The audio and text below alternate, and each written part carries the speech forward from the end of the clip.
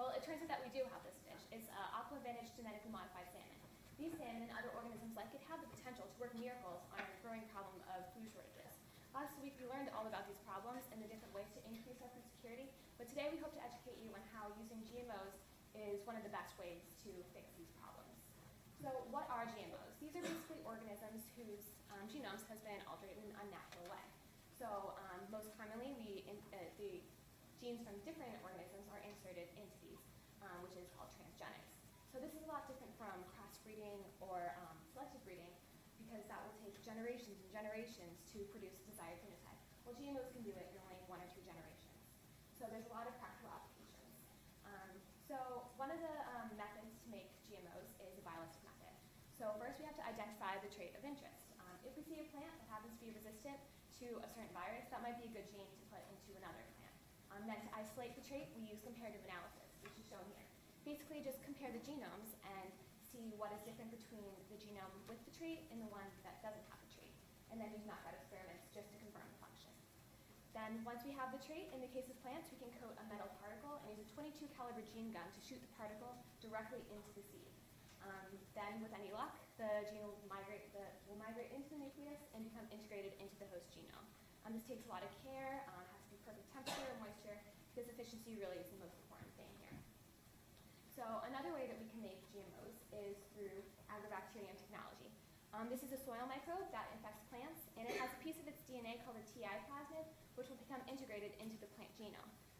This is a tumor-inducing plasmid, and what scientists are doing is removing the tumor-inducing gene and inserting the gene of interest with the hopes that that will become integrated into the plant genome instead, which has actually had a lot of success so far. And so going back to the salmon that I was talking about at the beginning, these have been produced by Aqua Bounty since 1989 and have trans genes from 2 different species. So they have a growth hormone regulating gene from a Chinook salmon and an antifreeze promoter from ocean trout, which are both 2 perfectly edible fishes in themselves. So basically, these genes are isolated and then inserted directly into the fertilized salmon egg. So what makes these so advantageous? Basically, because they have the antifreeze promoter, they're able to grow in the winter, so they can grow year-round, allowing them to develop to maturity in 18 months instead of 3 years. In addition, they're all genetically engineered to be female and triploid, rendering them sterile. So there's no possibility of contamination with the wild population. So these basically can allow farmers to increase the productivity. And right now, actually, 85% of global fish stock is overexploited or depleted. So another successful GMO, genetically successful, is the EnviroPig. This includes a E. coli gene that encodes for phytase, which causes low phosphorus manure. High phosphorus manure has been leaking into the groundwater and causes algae growth in ponds and streams. In addition, it has a C. elegans gene that codes for a fatty acid desaturase, which can convert unhealthy omega-6 to healthy omega-3, making it more nutritious. In addition, we have genetically modified crops.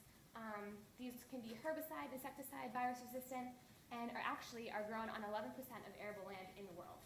Right now in the United States, 93% of soybeans and 88% of maize is actually genetically modified. So these GM crops are used mostly to feed livestock, but hopefully soon we can have more approval so they can be approved for human consumption. So why aren't these on the market for the most part? Well, primarily fear. People don't want to eat something that's a science experiment. They don't want to eat something that's genetically modified or unnatural. In addition, there is a possibility of contamination. What happens if a GMO does get out and mix with the wild population? It could cause gene flow, have negative phenotypic effects.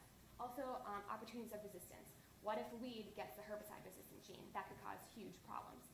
And then so back to our salmon. What's stopping them? In 2010, an FDA subcommittee said that these were totally safe for human consumption, and they were basically the same as conventional salmon. So FDA approval was supposed to follow shortly after that, but it never came. Why was this? It was because of mainly a political holdup driven by a GM-resistant public. So 25 years later, $70 million in the drain, and there's still no approval. So how do we make this idea more palatable to the consumers? First, educating the public. While 88% of scientists say that these are okay to eat, only 37% of the public believes that they are, which shows a huge discrepancy there. In addition, we have multi-layer safeguards against contamination. So with the example of our fish, they're all sterile, they're bred in tanks on land and bred in Panama, which is away from any other population of salmon. We also have precision genome editing, which is like the new frontier. So instead of taking genes from different species and inserting them into the genome, we can go in and target a specific mutation, which is basically cisgenesis. So we can use tools such as TALEN's CRISPR-Cas9 system or zinc finger nucleases to cause double-stranded breaks in the DNA and add a single base pair, remove a single base pair, and we can mimic mutations that are found in the natural world. So for example, we have a European pig. We can change the European allele to an African allele, which happens to be resistant to African swine fever. So because there's no other changes being made and there's no transgenesis, transgenes, it's much more likely to be accepted by the public. So all the work that's already been done to increase food security has been determined to have raised the nutritional status of 42 million preschoolers in developing countries. So imagine how much more could be done with the use of GMOs. GMOs such as the aqua-vantage salmon, EnviroPig, and GM crops have the potential to relieve these stresses. And so in a society where sustainability is such an important issue, why not take advantage of all the technology we have?